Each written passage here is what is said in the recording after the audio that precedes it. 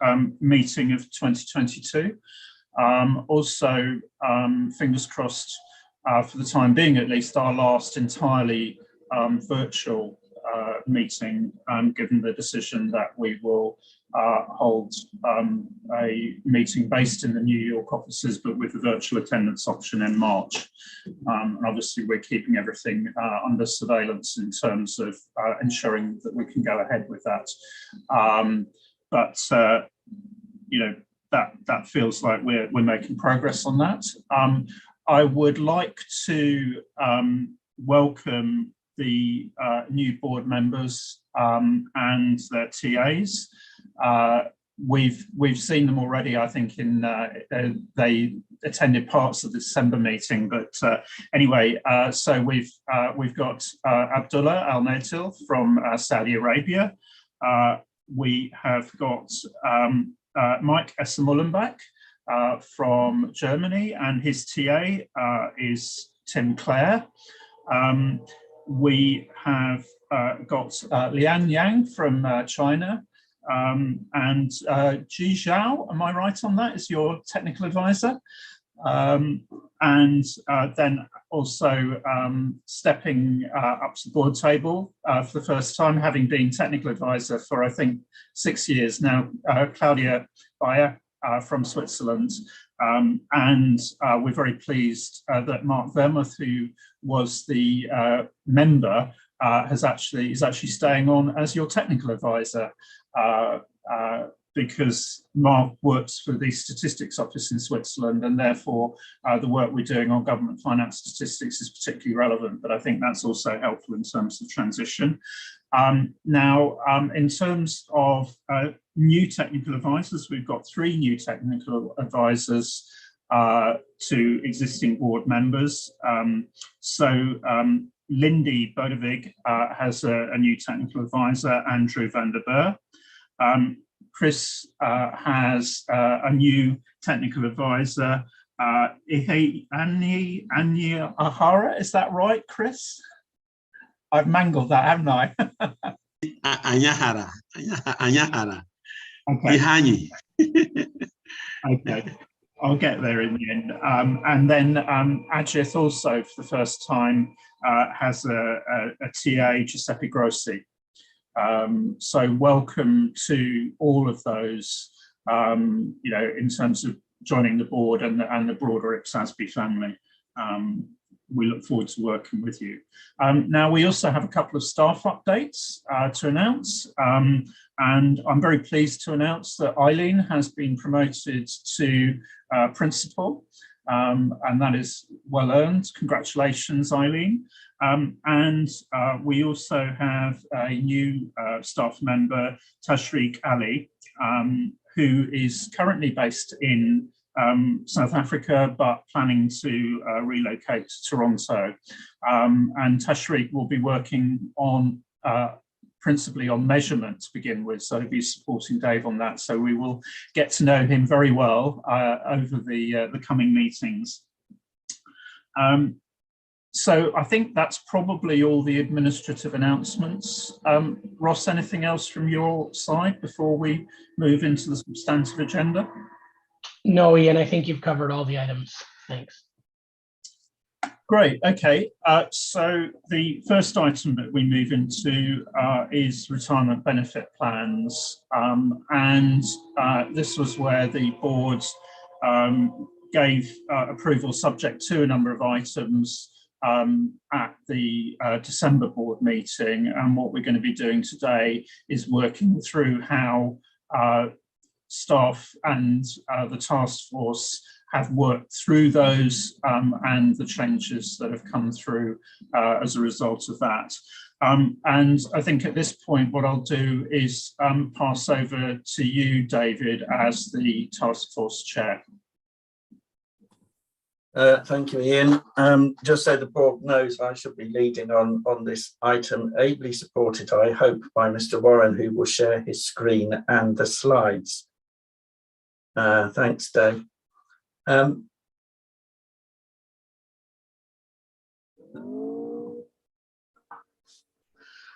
Following the December 2021 meeting, staff and the task force carried out the IPSASB's instructions at that meeting, and the process that we used is set out in paper 1.2.1 and shown here on the slide. I think it's fair to say it was an exhaustive and exhausting process, particularly when developing the illustrative examples. And I want to thank staff and the task force members for their efforts, particularly those task force members and board members who sent through some real sets of financial statements for retirement benefit plans, which enabled us to work on the illustrative examples using real life examples rather than trying to make anything up. I know also that one or two of you have sent in, as a result of seeing these papers, a few more edits which we'll take into consideration when we do the final editorial process, but thank you for those. So Dave, if we could move on. Thank you. The first item we want to talk about is the shown in the white boxes on this slide. More detail is set out in the table at paragraph 4 of paper 1.2.2, which summarises the actions and refers to the ED paragraphs where we've shown our responses to the IPSASB's instructions. And we're now seeking the IPSASB's confirmation that we've cleared all items in that table on paragraph 4 appropriately. So Ian, if I could hand back to you at this stage. Thanks, David, for that introduction. And just to record again, the board's thanks to all those that have contributed to that process. Okay, so are there any points that anybody wants to raise in terms of how those issues that we identified in December have been addressed? Yes, Patricia. Thank you. In relation to item E, I agree with the paragraph 6, but I disagree with the reference to hybrid plans in some paragraph. In my view, where a plan has hybrid characteristics, an entity takes risks that require an actuarial evaluation, and consequently, the obligation is the actuarial present value of promised retirement benefits. The defined contribution and defined benefits characteristics normally are interdependent. So the risk taken by the plan should be considered. It's impossible to segregate in the what is the obligation into obligation based on the actuarial present value of promised retirements and obligation considering the contribution plus earning. Because this, my suggestion is to delete reference to hybrid plans in other paragraphs. Thank you. Thanks, Patricia. So, David, back to you. My impression was we had just removed all the references to hybrid other than in that very opening reference. Yeah, that's right, because the convention would be that once you've said in paragraph 6 that if you're referring to defined benefit plans, that would also include hybrid plans. If you had a hybrid plan, you only need to say it once, because you would read defined benefit plan throughout the document as encompassing hybrid as well, if that was the case. So I think it's a style point, actually, Patricia, in terms of how we've dealt with it, if that's okay. Yes, paragraph 6 is okay, but the reference to other paragraph, I think it should be deleted. it is a solution. The mentioned hybrid plans would be deleted. For example, in definition, net assets available for benefits, for example, and other paragraphs about obligations.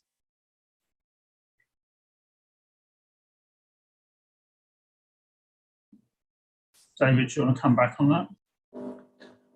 Well, I think Dave's got his hand up as well, so he can come back from a staff point. But I mean, the mention in paragraph 9 under the definitions, as far as I'm aware, is the only other place where hybrid is mentioned. And as I said before, style convention is that if you read defined benefit, you also include hybrid, if that is the case that you've got a hybrid scheme. But perhaps Dave's got something else to say. Dave? I was just going to say, happy to do a final search of the document to make sure that we caught hybrid everywhere. Where I see that it's used is, to David's point, in the definition, or in the AGs as it refers to the definition to expand on how we used it. But again, happy to take this away as an editorial and make sure that we caught all of them.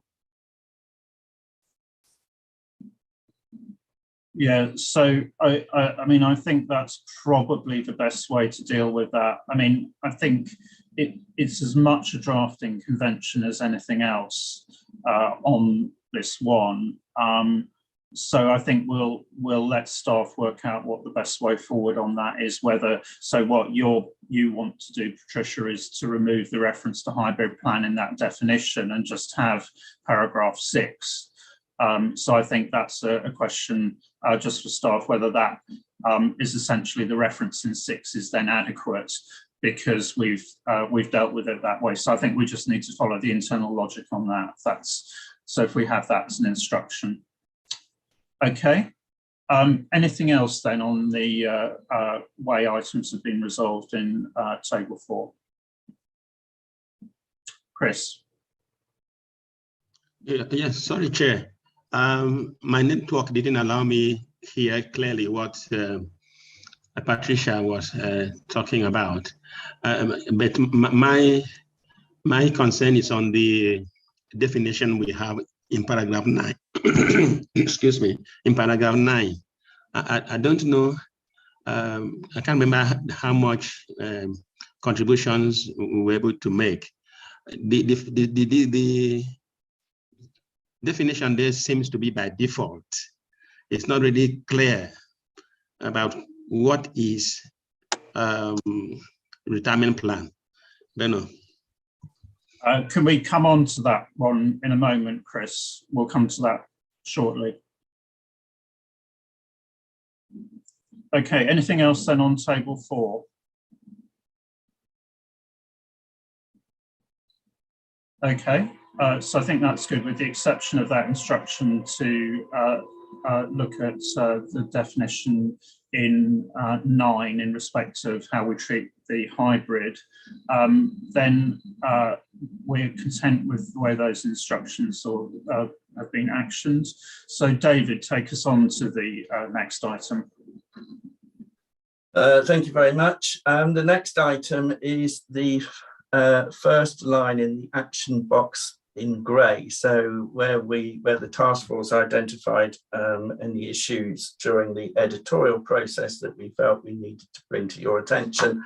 And the first one is the new definition of retirement benefit obligation.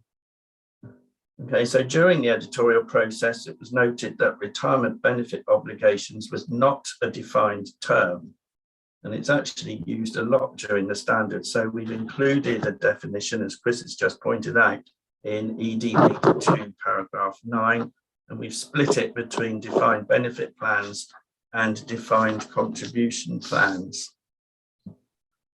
Distinguishing between the obligations for 2 types of plan is important from a public interest perspective and also in terms of public financial management. As pointed out more than once during IPSASB discussions last year, the risks associated with the future cost of promised retirement benefits fall on different parties depending on the type of plan. For the majority of DC plans, all risks fall on the members of the plan. Members will receive only their share of the fund. The value of their and their employers' contributions increased by investment earnings or decreased by investment losses. Conversely, the promised retirement benefits under DB plans are not affected by gains or losses on investments, and so the risks associated with a defined benefit plan fall on the funder of the plan. And so we felt that it was important to distinguish between the two. So the question is, does the IPSASB disagree with the definition that we have proposed? And on that note, I'll hand back to Ian. Thanks, David. So we're on the fact that we have defined or proposed to define retirement benefit obligations, and that it's a two-pronged definition depending on the categories of scheme reflecting the previous debates. So just check that we're content with that. Lucy.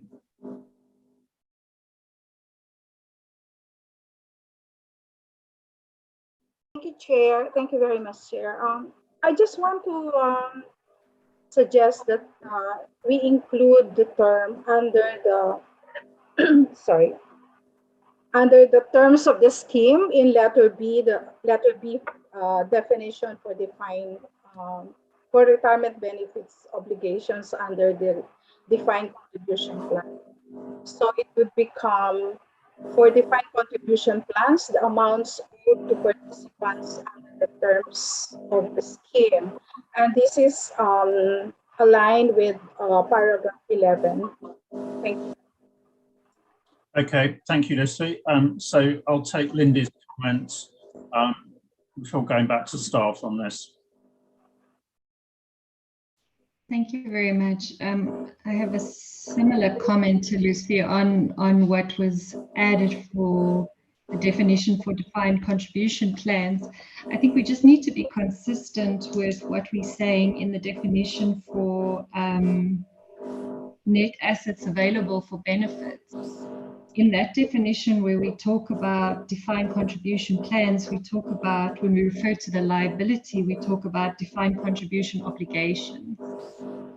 In the next definition, we're talking about amounts owing to participants. So I think we need to be consistent in the wording there. I actually wondered if we should go as far as to maybe even define defined contribution obligations as what's written in paragraph 11, because I just think maybe we should be consistent in how we set up the definitions. But thank you. Okay, so I mean, and Todd, I see you on.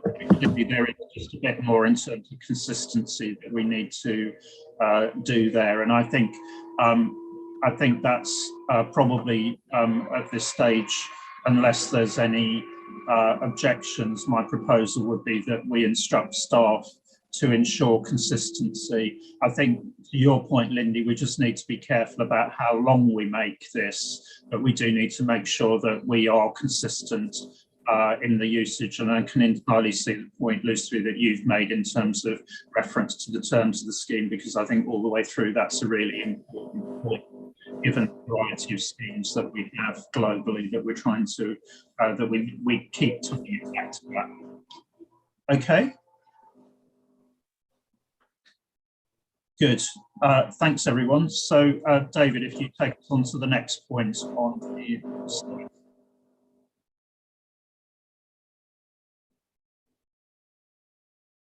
Thank you very much. So the final point that we wanted to bring to your attention was the point in the second point in that grey box, the need to distinguish between defined benefit obligations and defined contribution plan obligations, partly to reflect where the risk lies. I think during our discussions, we've been clear that from the public interest, public financial management perspectives, we need to produce guidance that achieves the aims of improving transparency and accountability for the costs of public sector employees. And that includes, of course, their retirement benefits, and hence the need to distinguish between the obligations of the types of plan. This we have achieved by requiring recognition on the statement of financial position of the actuarial present value of promised retirement benefits for defined benefit plans and the defined contribution obligation for defined contribution plans. And that was an early decision that the board took. And you can see this in the illustrative examples. We've also attempted, as part of the editorial review, to make this clear in the ED, particularly in paragraphs 10, AG 16 and BC 15. Throughout the IPSASB's discussions, we've been clear that there is no one form of either a DC or a DB plan. And IPSAS designed specifically for retirement benefit plans has to accommodate a wide range of arrangements. Whilst it appears clear that the actuarial present value of promised retirement benefits in a defined benefit plan is a liability of uncertain timing and amount, and thus a provision, there's a variety of views of what exactly the defined contribution obligation is. Some say provision, some say it's more in the nature of a future distribution to owners or akin to shareholders' equity. In our view, the decision to require recognition and presentation of this obligation in the statement of financial position is the important decision. At this stage, it seems less important to try to label it, and so the draft ED is silent on this point. And we're now asking the IPSASB to agree with the approach we propose. So if I can hand back to you, Ian. So I think, clearly we've got two different issues there. One is whether members agree with the proposed treatment as a provision in terms of the defined benefit schemes.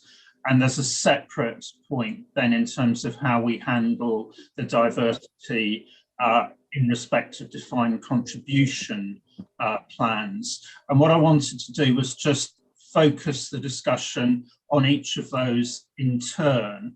So I wanted to check whether members were content with the proposed approach in terms of defined benefit scheme, with the clarification that would be accounted for as provisions. Patricia.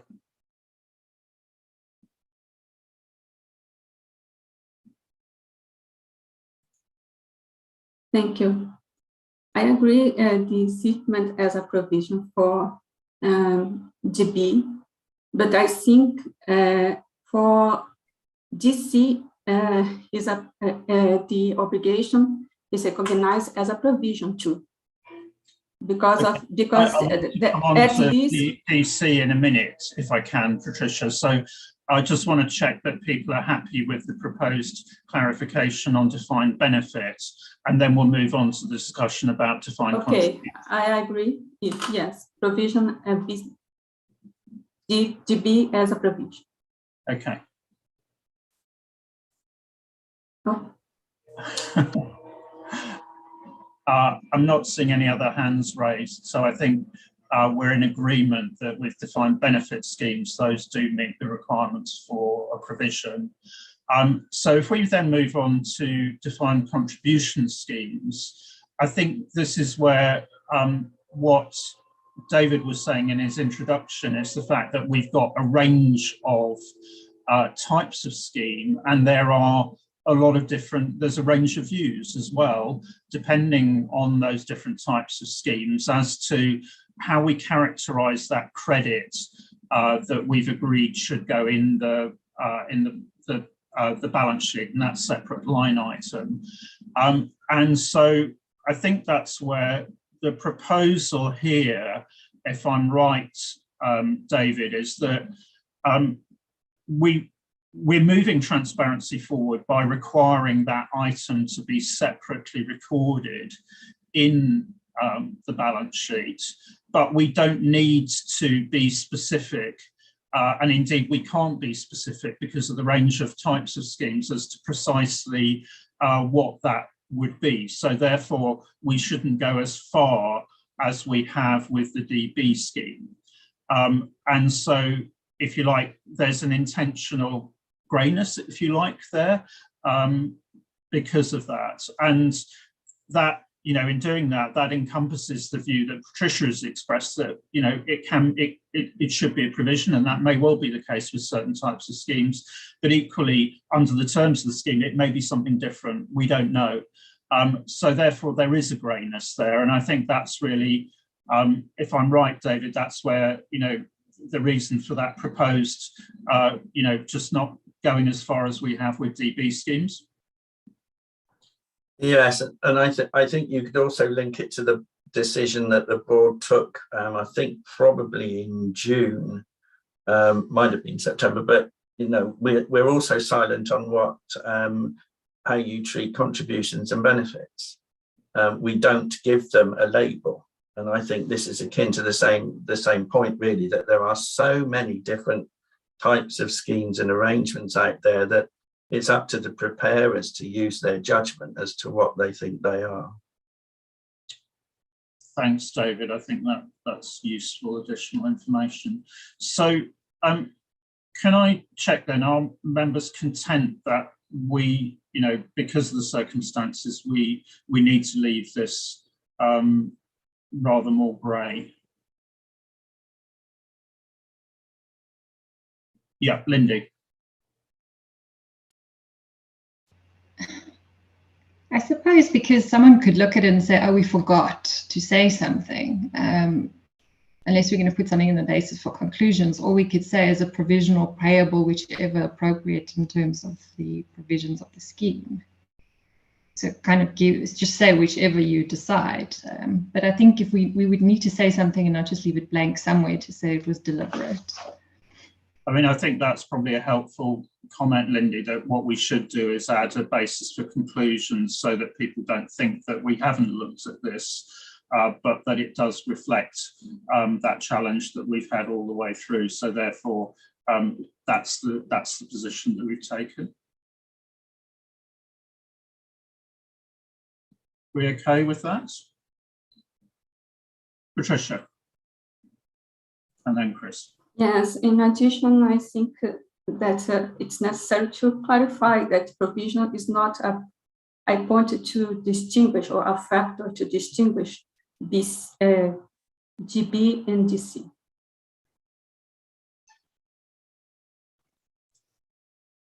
Okay, I'll take Chris and then Adrienne. Thank you, Chair. I'm looking at the definition of the retirement benefit obligation, where we said that the present value, actuarial present value of promised retirement benefit. The word promise, are we saying it is synonymous with contractual obligation? Can I come back to that specific point? I want to just focus on the defined contribution schemes at the moment. Adrienne. Well, I was about to talk about the defined benefit plans in paragraph 5. Sorry, Adrienne, can I come? I just want to focus on this DC point at the moment. Okay. If I may. Okay. So later. Okay. Yeah. So I think where we get to on this is there is a challenge because of the you know, the range of DC schemes that could lead to a range of possible you know, characterizations of that credit entry, and therefore, in accordance with Lindy's proposal, we should have an additional basis for conclusion that you know, explains why we've landed where we've landed. I think in terms of taking that forward, what I'd suggest is if staff can just work with Patricia in terms of making sure that encapsulates the point that she was making on that, so that we've got that captured. Okay, then I don't know if staff could just comment specifically on Chris's point, and then I'll come back to Adrienne.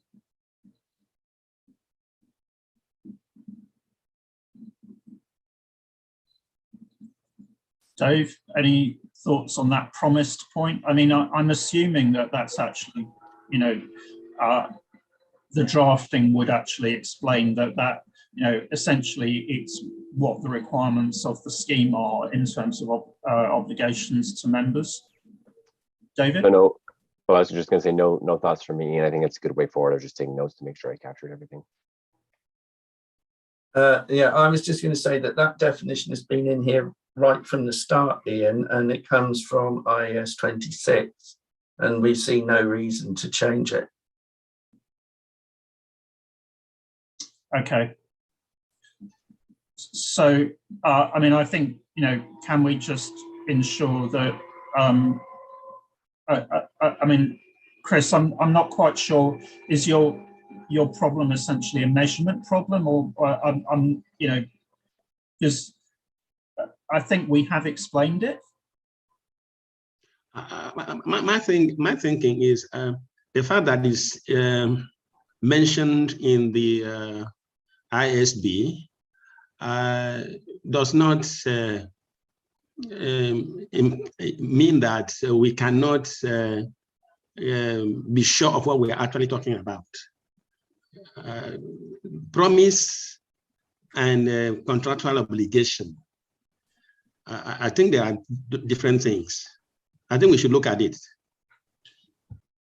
Well, I think at this stage, Chris, you know, the board has actually agreed the standards subject to, and that point wasn't raised. So at this stage, I would rather not start to tinker with the drafting that we've got. I think if there is a specific problem that you think is caused by that, my proposal would be that actually that comes in a letter in response to the ED, because I think, you know, we are not starting to redeliberate.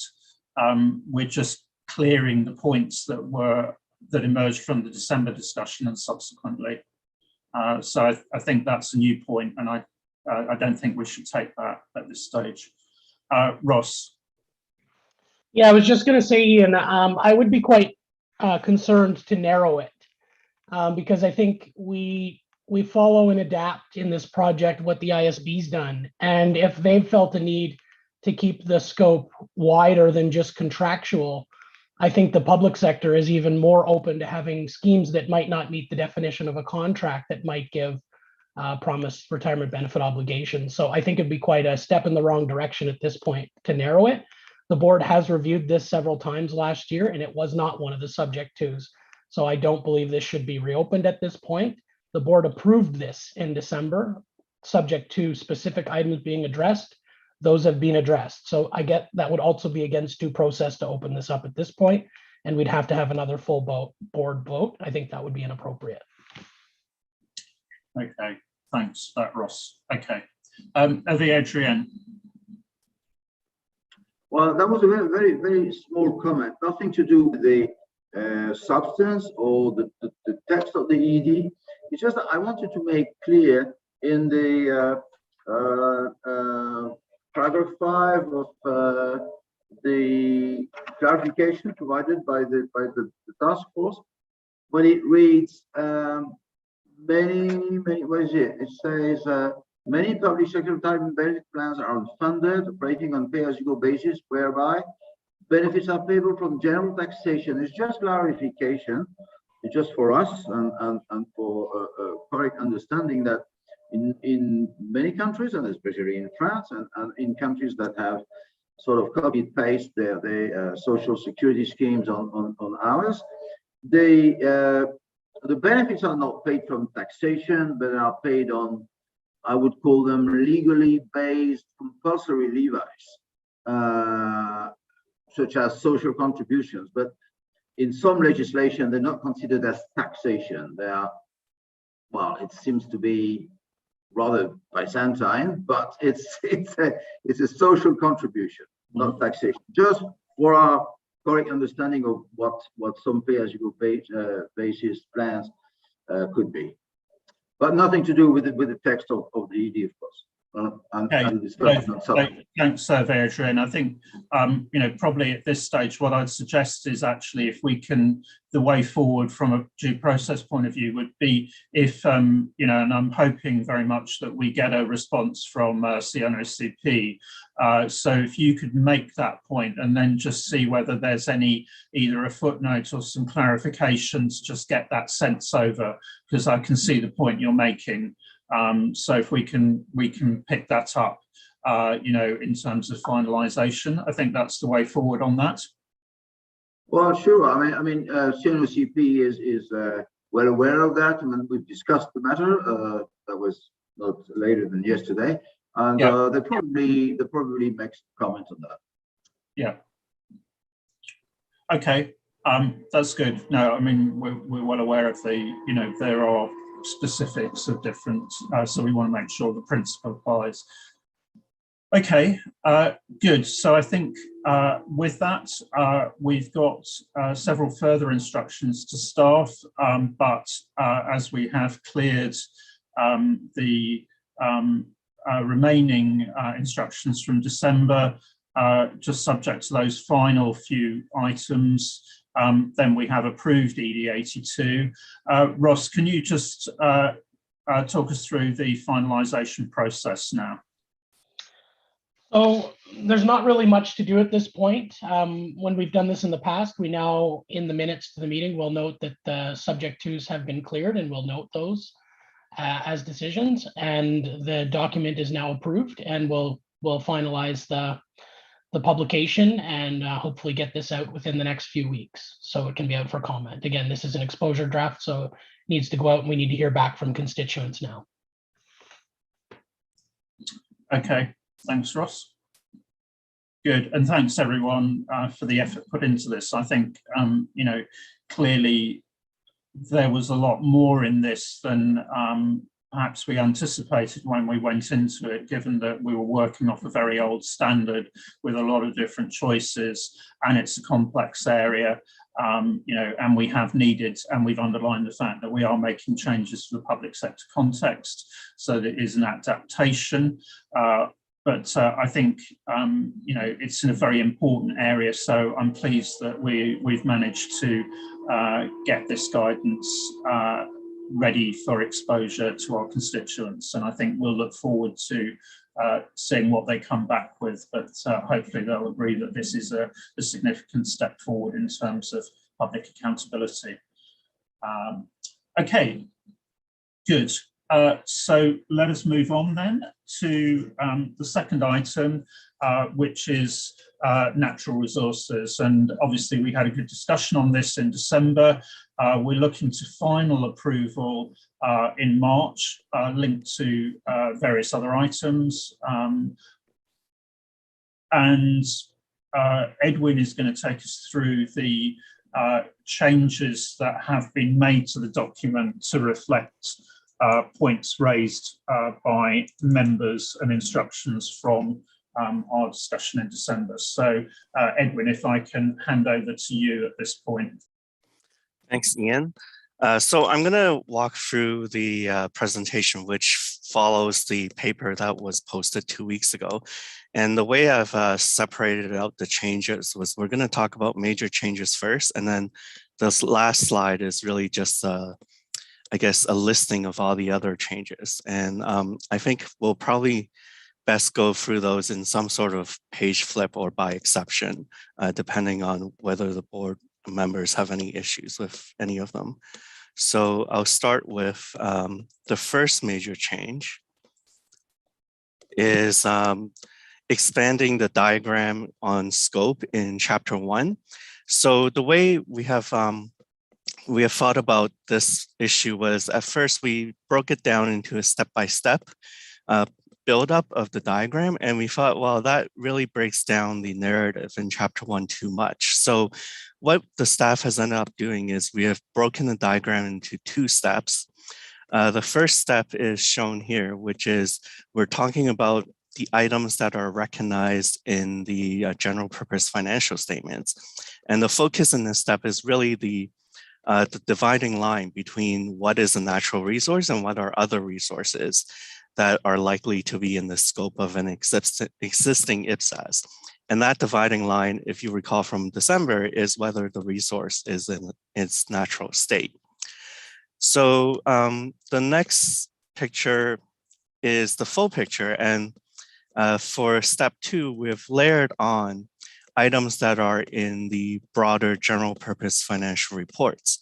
So that's the RPGs and any possible further guidance that the IPSASB might release in the future. And this diagram is essentially the same as what was presented in December. That hasn't really changed a whole lot.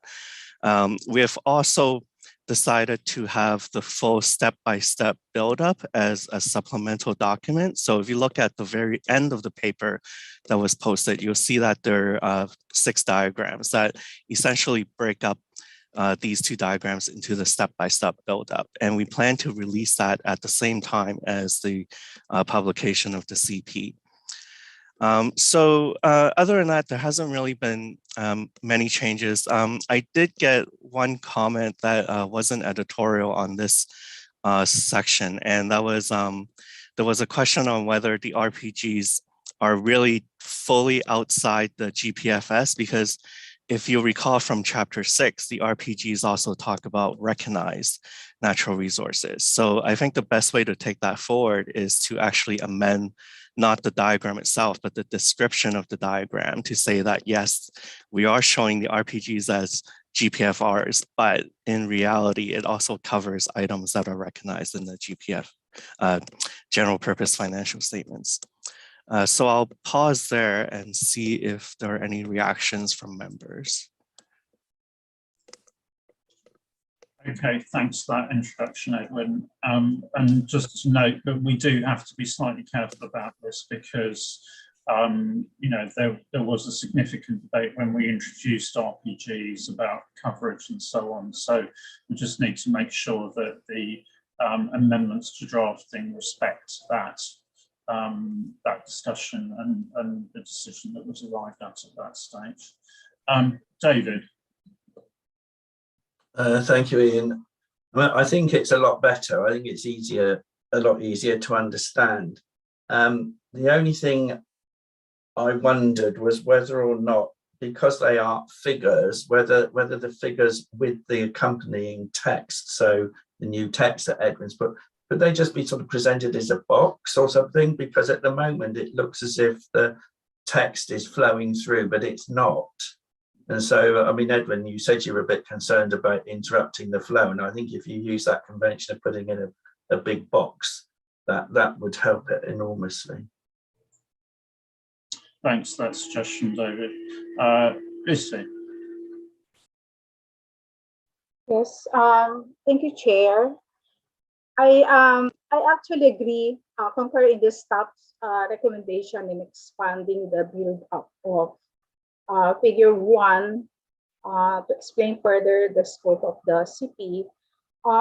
However, I suggest that, I don't know, maybe there is a reason why we choose same color for box 3, IPSAS 31, but I suggest that we use a different color to easily distinguish it from box 1, which is intangible natural resources.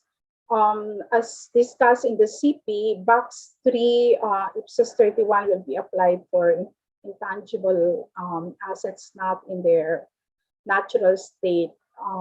And both boxes 1 and 3 have the same color, hence it may confuse the constituents. But if we will retain the color coding, because if we will retain the color coding, I suggest that the legends that are appearing in figure 2 be provided as well in figure 1 to avoid such misperception. And I also agree with the staff's recommendation to release the detailed explanation of the scope diagram, which is attached as agenda item 2.3.2 together with the CP. However, I suggest that we emphasize in chapter 1 of the CP that a detailed explanation is provided in a separate appendix. So it's just to reference the appendix in chapter 1. Figure 1 of the CP is essentially part of figure 2. Thus, the detailed explanation of figure 1 can also be extracted in the subject document of agenda 2.3.2. So I suggest that provision stating that readers may refer to this subject document be also included for the discussion in figure 1. Thank you. Okay, thanks, Lucy. I think, the more that we can improve the presentation in terms of usage of colours and so on, the better. And that point on legend, I think, is helpful as well. So, again, I think we can address those, and then consistency. And as it's a CP, it certainly would be reasonable that we cross-reference or just make it clear that the accompanying document is available. So I've got Lynn, Liang, and then Ajith. Thanks, Ian. Mine was a small point on the diagram. In the CP itself, we say that the CP doesn't include consideration of land because we think land is covered by other IPSASs. I wonder if we ought to, either in the notes to the figure or somehow in the figure itself, make that point clear. Thanks, then. Liang, welcome to your first contribution. Yes, thanks, Chair. Actually, I have a minor point just on the page 14. The explanation just about the new diagram, and for the explanation in for box 1 about the intangible natural resources, I found it is said that IPSASB may consider guidance as part of its limited scope update of IPSAS 31 intangible asset. But I just think it may be a bit earlier for us to decide to update the scope. So I would suggest to amend the wording into such as the further guidance will be considered at next stage, so that we may be more flexible to consider whether we will update the scope or we just deal with the issue in other way. That's my suggestion. Thank you. Thanks, Liang. So I think, Edwin, if you can work with Liang to get that clarification. And I think we also have the interaction, which is one of the challenges we do have with this CP, between what we propose in terms of sustainability reporting and also then how we're describing the projects in the feedback statements on the mid-period work program review. So I think we need to triangulate and make sure that we get consistency between those 3 documents. And as you say, Liang, not to set expectations that we don't necessarily want to, just inadvertently through the wording. Thanks for that. Ajith? Thanks, Ian. I just got technical, there was a technical problem, I dropped out and came back. So I don't know whether I'm at the correct point. I'm on paragraph 4.5 of the CP. Sorry, Ajith, I'm struggling to hear you at the moment. Page 38. Page 38. Can we take that comment later, please? I want to just focus on this first section. There is one point on page 5. Sorry, page 16 of the paper. On in paragraph 1.14,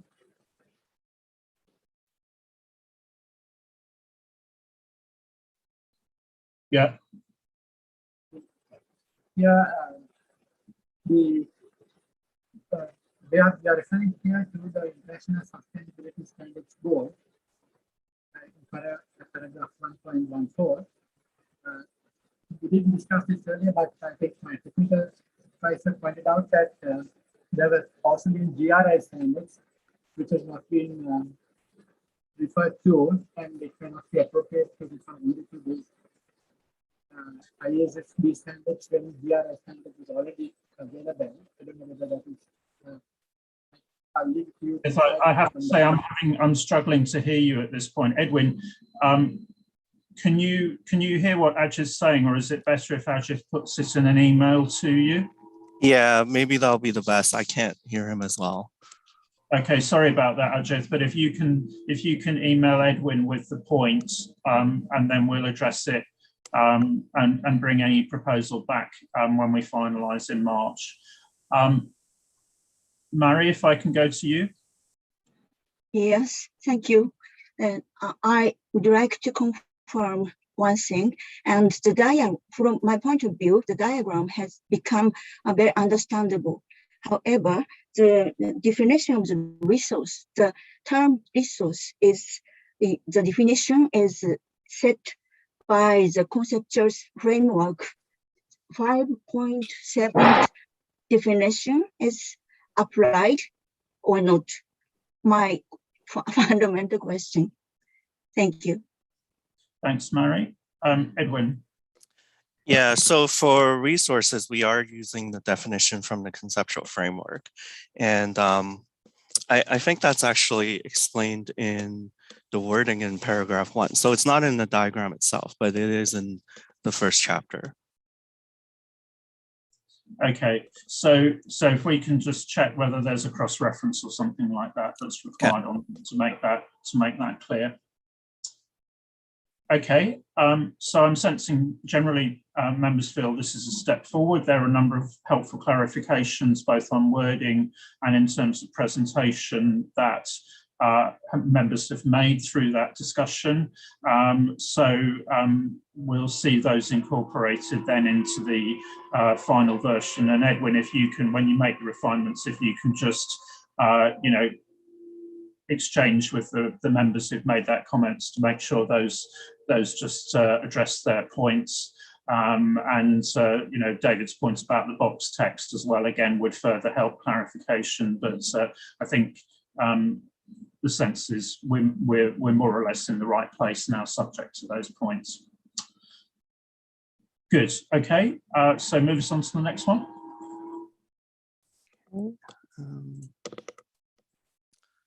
So the next two changes, the next two major changes I've highlighted relate to the first one, IFRS 6, and the second one on living resources. So for IFRS 6, earlier in the year, the ISB released a document describing their tentative decision on the project. So what they've decided to do is to first remove the temporary nature of IFRS 6. So if the board members recall, IFRS 6 was originally meant to be a temporary standard that lets IFRS reporters use their previous GAAP to account for exploration and evaluation activities. So they're taking that away and essentially keeping the recognition and the measurement requirements the same as what they are now. The second development is that the ISB has committed to developing improvements in their disclosure objective and requirements in IFRS 6. So essentially what that means for us is that going forward, we're expecting IFRS 6 to essentially stay the way it is in terms of accounting, but there will be additional disclosures. So I've amended chapter 3 to reflect this point. So I'll stop there to see if I have any reactions from the board members. Okay, thanks for that, Edwin. And interestingly, actually, just to share with you, I managed to actually have lunch with the new ISB chair, Andreas Barkow, a few weeks ago, and I specifically quizzed him on that. point, and he agreed it could be a while before that comes through, because the new disclosures would also likely need to think a bit about some of the sustainability reporting and so on. So, you know, very informally, but you know, kind of us proposing to move ahead with an aligned version, an aligned standard with IFRS 6 seemed to him sensible, given the timescales involved in our project versus what might be the case in their project. But I just thought I'd share that very informal and very personal feedback with the board.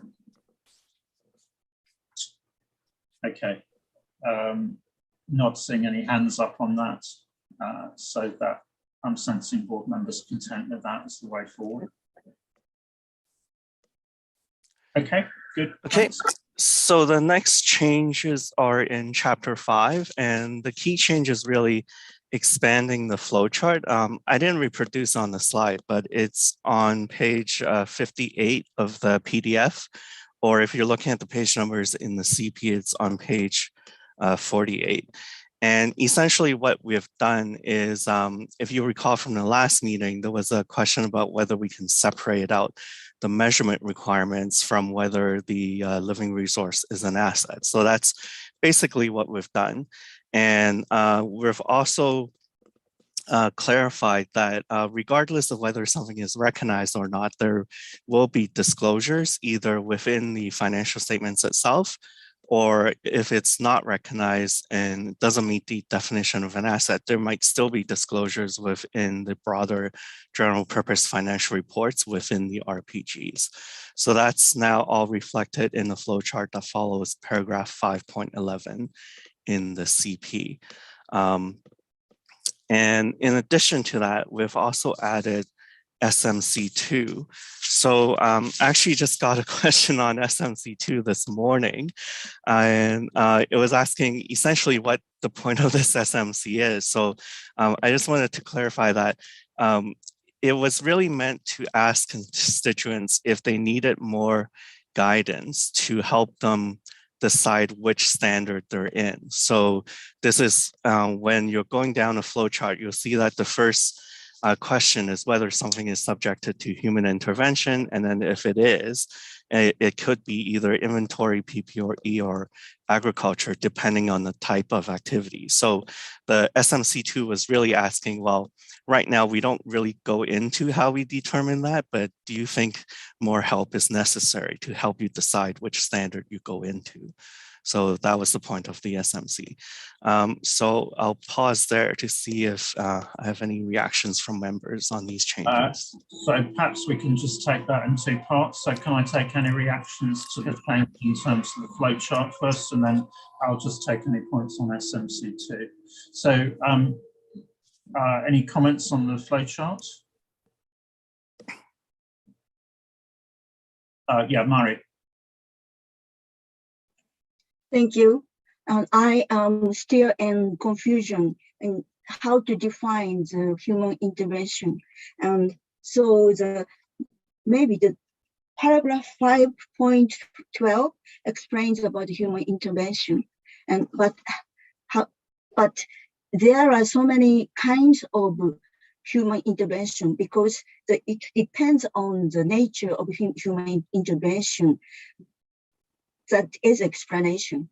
And so the second point is how the second question, does the item meet the definition of an asset?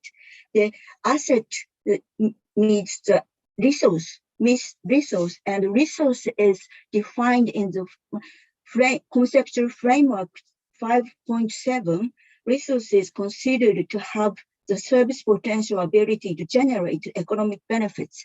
And so my confusion is in the next question, is the resource measurable? The economic benefits can be, from my point of view, measurable. And so I'm still in confusion. The living resource meets the definition of an asset, but is not measurable. is such a case, I have to. It is necessary to have an explanation. Thank you.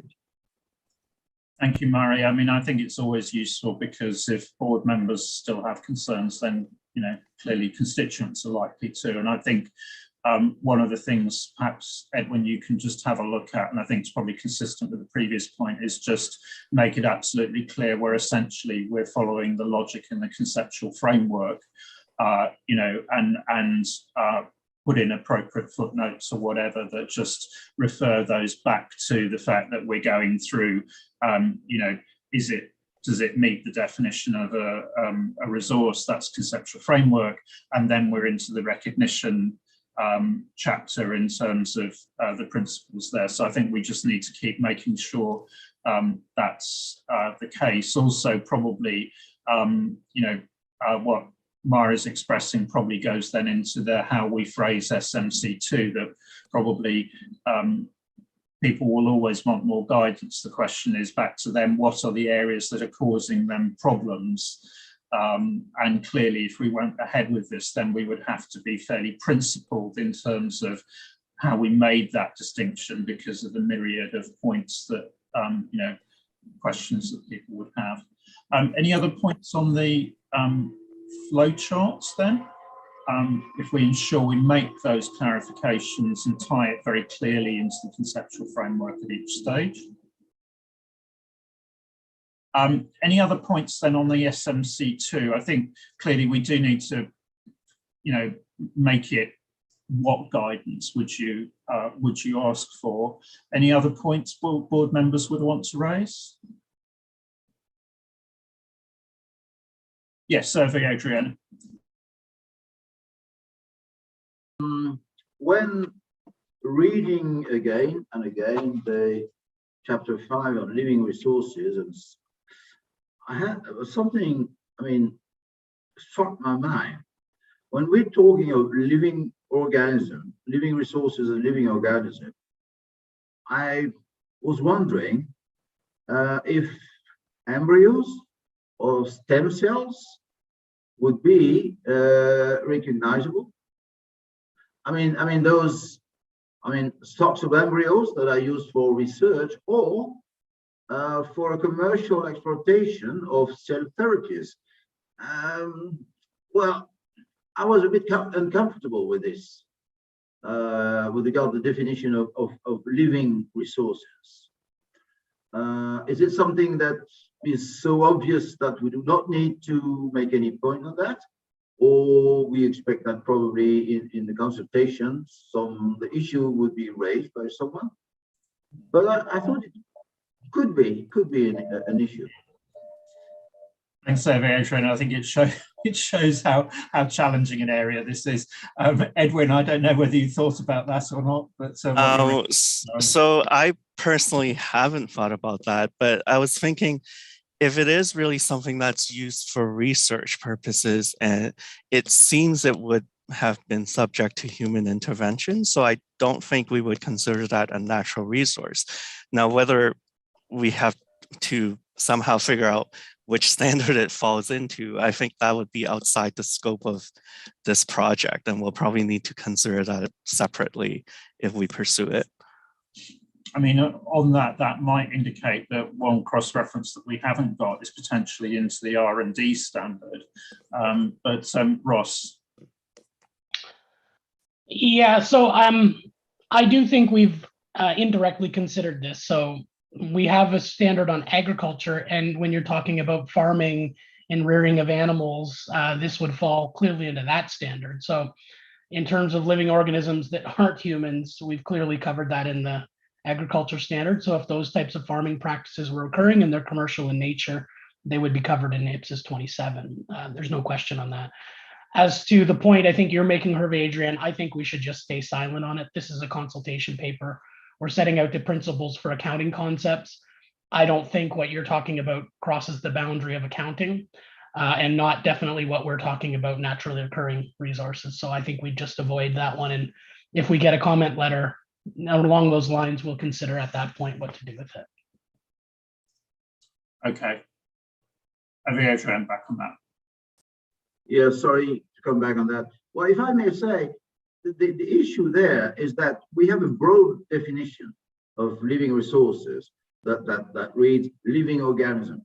Now, if we believe that there should be boundaries put on that, could be ethical or legal or whatever, well, possibly we could add a question on that, or add a question that it could be, or is it not, is it or is it not, it could be in some jurisdiction, could not be in other jurisdiction.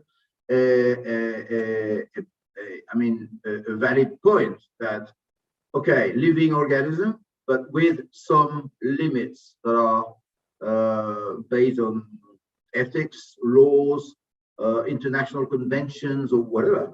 Because we don't know, in some jurisdiction, one might account and recognize a stock of embryos. Well, embryos have no human intervention. I mean, they're produced by a human being, a female human being, stem cells by any human being, but there's no human intervention. They're just in their natural state. But still, I mean, they could probably be an ethical issue on that. So maybe in the standard somewhere there could be a reference to that. In the future, I mean, well, I understand it's still a consultation paper. Okay. I mean, I think you know, probably in thinking about this, in those cases, there would have been human intervention. So the point is actually that it would be scoped out of any guidance that we provided here. I think there is a question as to whether there's possibly a missing reference into potentially into the R&D standard. And I think that's probably just something that maybe we can leave staff to reflect on, because that would, on the theme of moving into other standards, that might be a link that just needs to be made somewhere as a possibility on that. Ross, I'll just back on that, and then I'm going to move us on.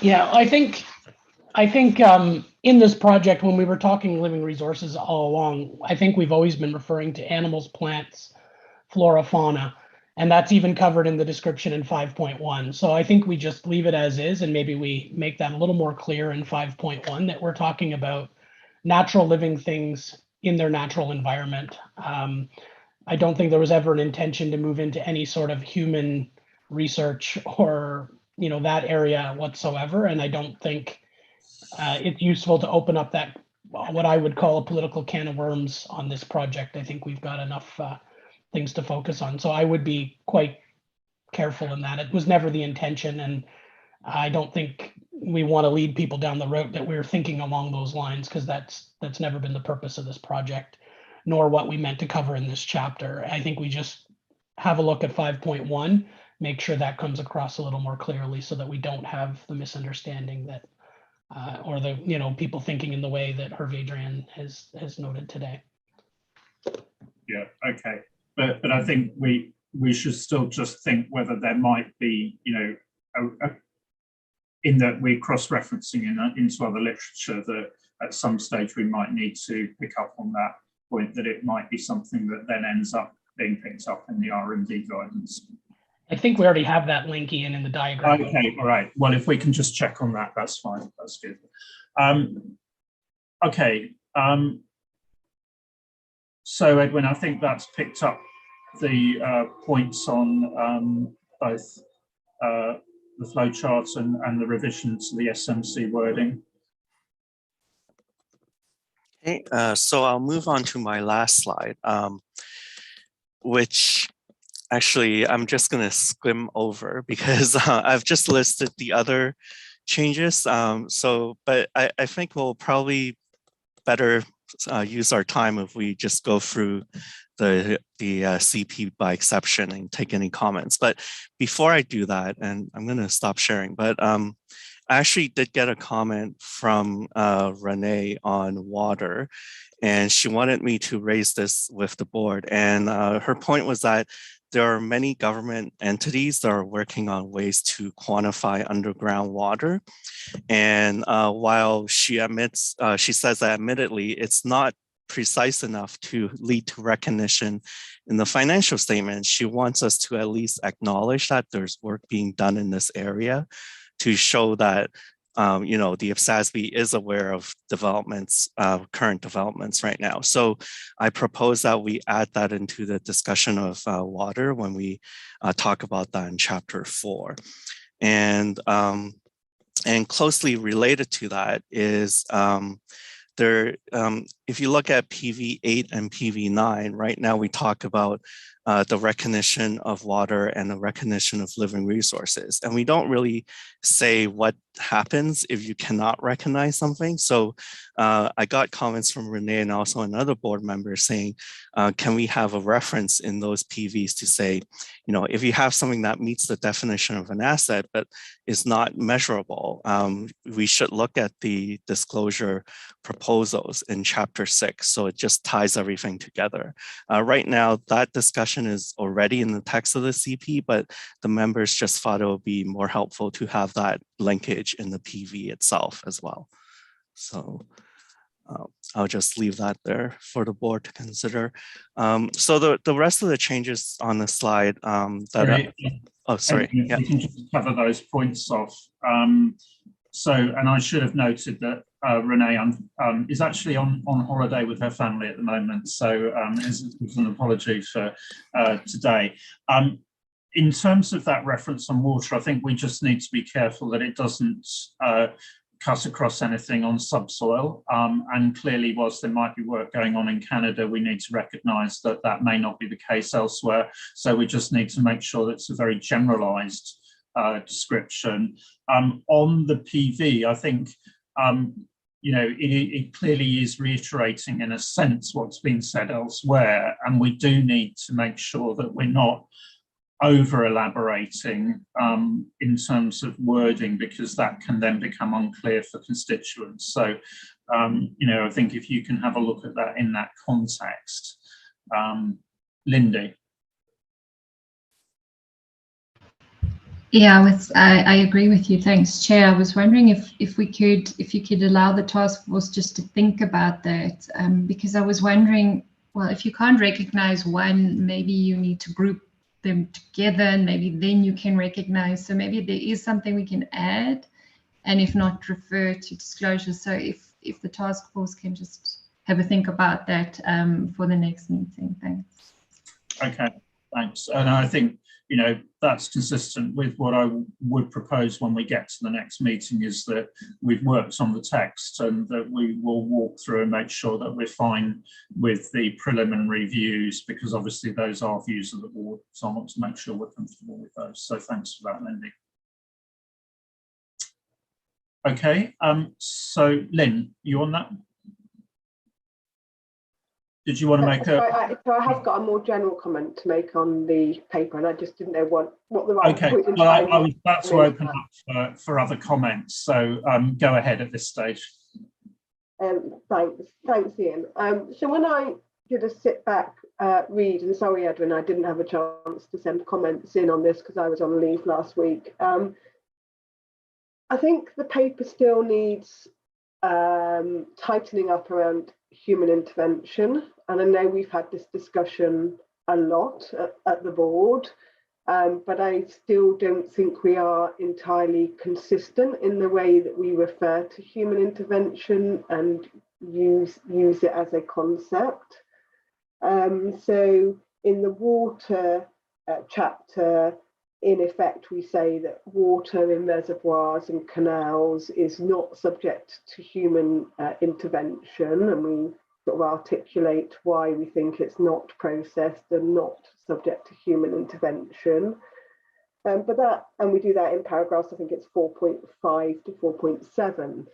But then when I get to the living resources chapter, we have a rebuttable presumption that we can't control motile living organisms. And then that got me thinking, well, I'm no scientist, but isn't water similar to a motile living organism? And why have we concluded that in the water chapter that we can control water in reservoirs and canals without that being human intervention? So I don't think we are quite consistent. And in the living resources chapter, we talk about we can only control, if we put a fence up, it has to be at such a distance that the living animals can still roam freely, but isn't funneling water into a canal or reservoir out of a river similar to putting a fence up around living animals. So I'm not sure we are absolutely consistent in the way that we've described that. And we also, in the living resources chapter, say it's okay to conserve and preserve living resources because we don't think that affects the quantity or quality, but surely any preservation will affect the quality of the living resource. So I just think our principles are not quite crisp enough or consistent enough between the chapters. Now, I'm not suggesting we open up the debate again around human intervention. We've done that a number of times, but if we are going to use it as a concept, we need to do it more consistently between those two chapters than we currently are doing. And I guess linked to all of that is I didn't find the section in the living resources chapter in 5.31 to 36 around the overlap between human intervention and control at all helpful, because to my mind, I thought human intervention was a kind of like a decision you made before you then made a decision on control, and blurring the two again with that diagram I felt was unhelpful. So I think there is still a bit more work to do around internal consistency on human intervention. And I also think we ought to take away the sort of discussion of the overlap between human intervention and control. So, I mean, I think, Lynn, what you're articulating is that inevitably this would be the area that would be problematic in, developing the standard. And clearly some of this reflects the fact that we've been backwards and forwards over it a number of times. My suggestion, because I think we don't want to move, if you like, where the conclusions, if you like, lands, but clearly the points you've raised in terms of how we're thinking about it do need to be addressed. My suggestion would be that perhaps if you're okay with this, that you and Edwin just work offline in terms of how might you get that clear line drawn between the original statement of the principle and identify where exactly those points are of inconsistency, and that's something that's then taken back to the task force just to try and get that consistency. But I think on this one, you've clearly picked out some very, some specific instances, which is helpful, where we haven't got consistency. So I think if we can do it in that two-stage way, just to try and get that clear line drawn, that will be really helpful.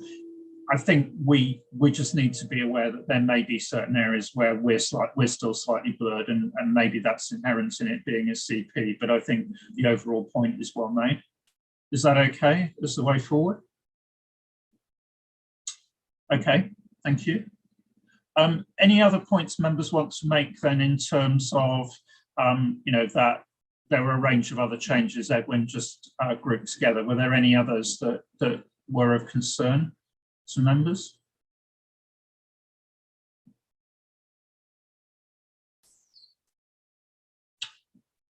Ajith.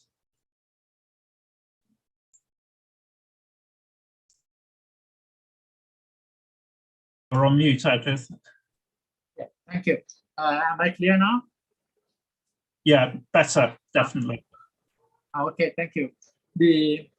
I want to refer to paragraph 4.5 of the CP, in paragraph 4.5,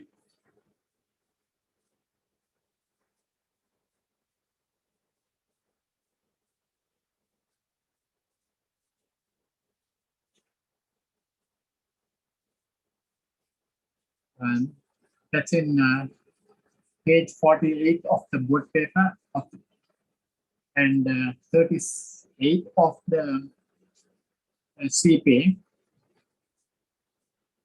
4.5 is say water may be processed when it, and in B it says is chemically processed for use in activities such as manufacturing or power generation. Normally in power generation we don't process water chemically, so I don't know whether power generation is an appropriate point to be addressed here, because water is not chemically processed in power generation unless there is some specific situation that staff are aware of where the water is chemically processed for power generation, then we can look at it. Otherwise, I think it's not an appropriate example there. That's one item that I want to find out. Okay. And then, so on that, my suggestion would be that we just pick that point up as part of that piece of work that we've just agreed, because this is about the principle of human intervention. I mean, you know, so let's just clear it through that way. Okay. Yeah, I think the change that was made in the line that was there earlier is what caused the problem. I think because later is moved from reservoirs to canals to, okay, that is not also correct. But I think chemically process is not appropriate. So maybe staff can consider that issue. Then there's another item that was referred to, which was explained to me by my technical advisor. He pointed out that in paragraph 1.14,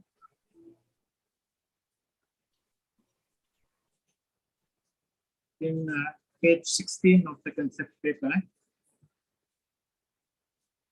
there is a reference to, we have referred to the International Sustainability Standards Board, but that there is no reference to the already existing or previously existing standards, such as the GRI standards. So I don't know, he thought that it may not be appropriate to include only the International Sustainability Standards Board when Standard Board is new, but GRI has always been there for a long time since then. So that's a matter that can be considered. So on that, I think we can't make any reference into future guidance that may or may not be prepared by the International Sustainability Standards Board. I think what we have to do is, this is a financial reporting project primarily in terms of our literature. So we can only go on guidance that is there at the moment. And I think, you know, we will have a discussion separately in terms of how we move forward on sustainability reporting. So we have to be clear that this is not part of this project, you know, and this is a financial reporting project primarily. Okay, any other points then? Yes, in page 38 of the CP, in paragraph 4.7,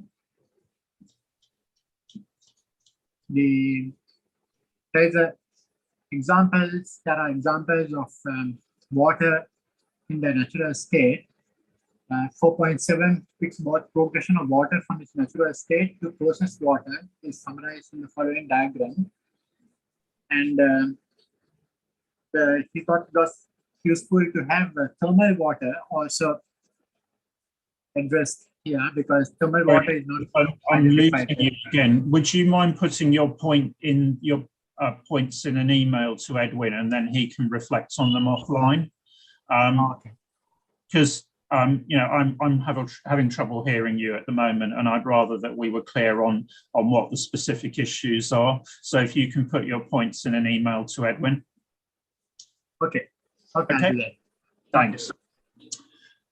Okay. So if there are any other specific points, mindful of time, can you please put those in emails to Edwin? And then we will come back and walk through the preliminary views at the March meeting as we move towards approval of this. So what I'd like to do at this point, Edwin, unless there's anything else you need clarification on. No, that's it for me. Okay, that's good. So what I'd like to do is thank everyone for their inputs thus far. We will close the public part of this meeting at that point. And then for the members, we will take a break for 10 minutes, and then we will come back into the private session when we're going to talk about advancing sustainability reporting. Okay, thanks everyone, and see the members back in 10 minutes. Thank you. Bye. Thanks, Thomas. Bye.